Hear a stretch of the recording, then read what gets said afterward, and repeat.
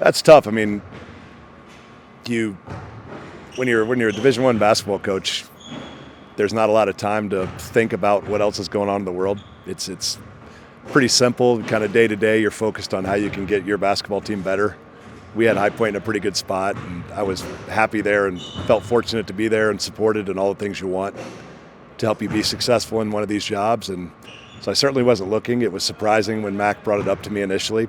There was a long period of time there before it actually came to fruition. So fortunately for me, I had a lot of other things on my mind and trying to win basketball games and get High Point as far as we could in both the conference tournament and the NCAA tournament. So I didn't have a ton of time to think about it, but my wife and I are both from here, both graduated from here. This is about as close to home as we have. So the possibility was exciting. I didn't know if it would actually come to fruition. Obviously it did. What were those weeks like?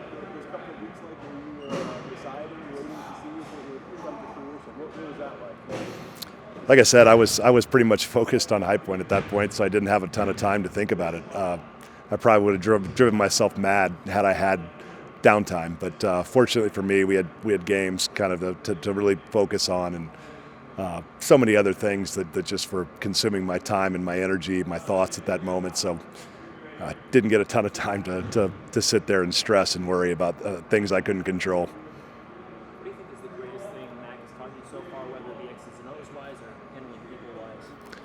Well, I think it's the latter. Max, for as great as he is as a basketball coach, he's a much better just ambassador of this program. But just, you come back here and you see just his day-to-day interactions with people, whether they can help him or whether they can't.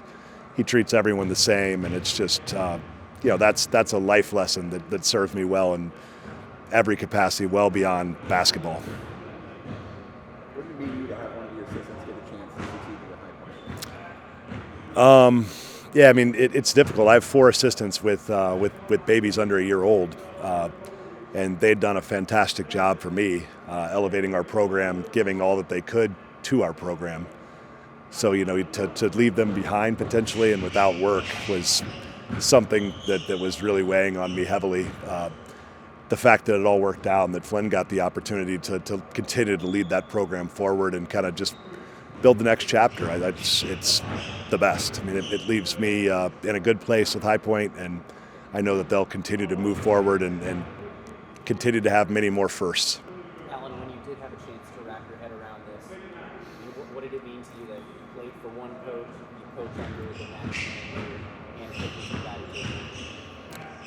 Yeah, I mean, it's amazing. If you'd have told me when I was a freshman high school basketball coach back in 2005 that I'd be back at my alma mater and that we'd be somehow in the Big East basketball conference and at some point I'd be in charge, I would have laughed. I was sitting there trying to figure out a way to win freshman basketball games. It's amazing. The 2 guys have both been incredibly impactful in my life. Coach Altman, taught me that I wasn't a very good player, which was a great life lesson. I knew I needed to learn other things. And like I said, Coach Max taught me how to not only to run a program, but how to treat people and how to be a part of something bigger than myself. And in certain ways, both of them taught me those lessons in different ways. So I feel, again, it hasn't even set in yet, just how fortunate I am to be here. And I can't wait for my opportunity to continue to lead this place forward. Imagine you don't have to dive in head first as the head guy, and that you know some of the challenges that may present itself at this institution. How comfortable is that to kind of have a runway before you really take off here? Yeah, that part's awesome. Obviously at Creighton, there's a lot more positives than there are challenges. So, it's awesome that I know the people, I know the process, I know what works here. I also know what doesn't. So I think it gives me a huge advantage. It's nice to have a little bit of downtime and not having all the stress fall on your shoulders. My wife told me I was actually funny a couple times last weekend for the first time in 2 years. So that was nice. I'm sure she probably is going to appreciate this runway. But I'm right now we're focused on throwing this roster together and getting back to second weekend basketball, which is now the expectation here. How has that changed from when you were here? It was make the tournament. I think when you showed up in the best game, Creighton had missed like the postseason 6 years straight. of that has changed since you were first here to I mean, I pretend like I played in this Creighton basketball, but I know I didn't. I've told this story oftentimes. I remember playing a couple of early season non-conference games in my days here where I knew everyone that was in the stands. So everything's changed. It's completely different. The expectations, the support, all those things are in a completely different place. Like I said, I pretend to these players that I was the caliber player they are, and that this was the program that I played in it, but it's just absolutely not. Back to it's a story about when you said something to Nemhard, like a $25,000 NIL. One of the earlier deals, kind of that you are one of the guys that kind of a step ahead in terms of that type of thing. You saw coming down before a lot of people did. How well positioned are you in this new age, and how ready are you to accept this version of college basketball at the biggest level? I think anyone that pretends like they're comfortable or prepared for this landscape is they've already lost. The one thing that I'm comfortable saying is that no one's comfortable. The rules seem to change, the expectations seem to change in that space almost daily.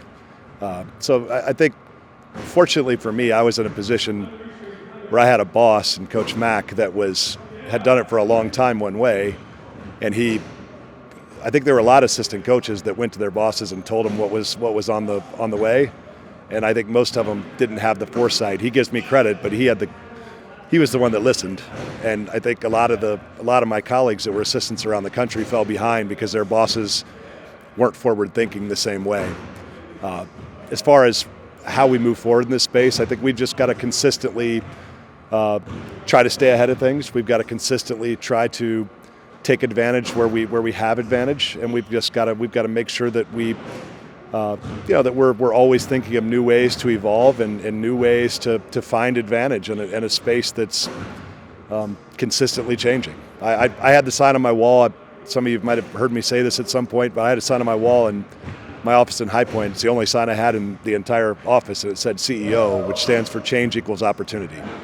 And I think in this space in college athletics, it's a great saying to live by. You can sit there and you can complain about it not being the same game. It absolutely is not, but there's still so many positives, and there's opportunity for those that are willing to look deep enough, dig deep enough, and work hard enough to find those opportunities. Did you ever think this was possible at any point, whether it was when you were playing at Creighton or when you were here on Mac's staff? Did you ever think this was possible? This being That you'd be back and the future head coach? No, I think if you would have told Coach Altman when he was complaining about my lack of playing ability that I was going to someday do the same job he did, I'm sure he would have laughed at you. Yeah, I mean, I haven't had a ton of time to think about that even. I'm humbled and I'm honored that it's me. There are obviously a lot of people in that tree. Fortunately for me, a couple of those guys are already kind of gotten to jobs where they're pretty comfortable. Maybe I was the next logical person up, and again, I'm fortunate to be here. Has it been that much of a whirlwind since you got here? Or you haven't had time to sit and think about it? Yeah, I mean, just right now I'm just kind of task oriented, right? Like we've been trying to figure out a way to finish this roster off, make sure that these pieces fit together perfectly. We've got some decisions to make schematically. I know that Coach Mack's talked about those a little bit. We've obviously lost a huge piece that I was fortunate enough to coach here in Kalkbrenner that has been the centerpiece and the anchor of that defense. And so we've got some big choices to make and some big schematic decisions to make. And so we've been more thinking about that. How does the personnel come together, and exactly how does this all work? And that brings back a whole range of emotions, and that's been fun to be a part of and different to be a part of. But I haven't had a ton of time to think about the overall picture and how I fit in. Familiar faces, also some guys that you recruited are still here, like Jason Green. Like, how satisfying is it that you get to come back and be part of it? It's fun. Jason made fun of me the first day. He wouldn't have done that when I was here before, so I could tell he's obviously grown. I remember the first time I saw Jackson play as a 15-year-old, so it's pretty neat to watch these guys play well. And I didn't get to watch all the games the last couple of years, but I still saw my fair share. It's been fun to watch this program continue to evolve and reach new heights in my absence. So I love this place. I always want to see it do well. Yeah, I mean, Max obviously earned the right to dictate his own terms, and I'm here at this point just to support him. When he tells me it's time, we'll have a plan in place. I think that's the positive of this arrangement, is that hopefully we don't have to start at square one whenever he decides the time is right. And in the meantime, hopefully I can bring some value and continue to be funny to my wife. The vision is to have some sense of continuity in a world that lacks continuity, largely. It'll be nice to be able to carry some players forward, carry a system forward. We did our best to replicate everything we did here when I was down at High Point. So we had 3 guys on staff there that had worked here in addition to me. And, we did our best to replicate everything we could. We didn't always do it successfully, but we did our best. And I think Mac knows that. He obviously watched from afar and, saw that was kind of my MO, was to try to create a new version of Creighton, in North Carolina. So I think that gives him some level of confidence that I'll try to do the same thing here when given the opportunity. Is it tough to leave? Well, it's always tough when you recruit guys and you don't get to finish with them. In addition to that, we had the best team in mid-major college basketball returning, probably 32 or 33 wins sitting there. So that part's hard. I would have loved to see those guys that are coming back, see them through. And, it's always hard. We made great relationships there, and I think they also understood that this is home for me. And at the end of the day, they were very supportive and understood that this is an opportunity for me and my family where we have a comfort level. And I think the most exciting thing is just the possibilities, right? It's going to be a little different. Max talked about it a little bit. We don't have a 7'1" anchor back there that's equal parts cerebral and physically dominant. But we probably have a little bit more depth than the teams in years past have had. So that creates a whole series of opportunities. I think we're all excited about how those can potentially come together. And